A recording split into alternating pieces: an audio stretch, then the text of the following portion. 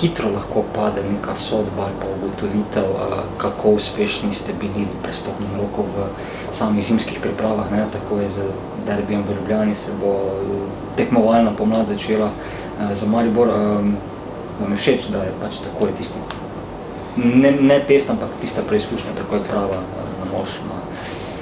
Jaz pravim, to je tista posebnost športa, kjer nikjer druge ne tako hitro občutiš, kaj delaš in kaj ne delaš. Mislim, odgovornost, jaz pa sem tudi udeležen in prisoten v poslovnem svetu, v drugih panogah, enostavno tako krute resnice ne doživiš nikjer. In to je poanta in to je tisti čar športa ali pa nogometa, kjer živiš dobesedno iz tedna v teden, enostavno si lahko danes junak in te vsi nosijo po rokah čez en teden. Zelo kruto občutiš čisto drugačno plat, tega ni nikjer.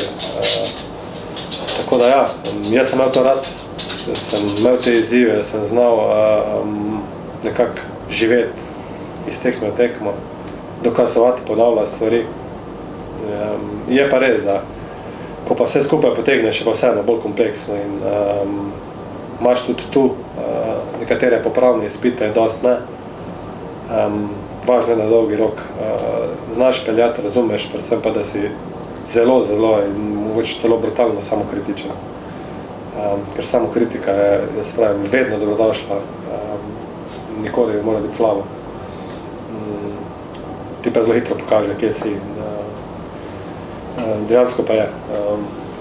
Ena tekma ali pa par tekem ni plod dogajanja v tednih naprej, ampak je to, bom rekel, kompleks enega dela mesece naprej, tako da je kar dosti enih stvari noter v enem uspehu ali pa neuspehu.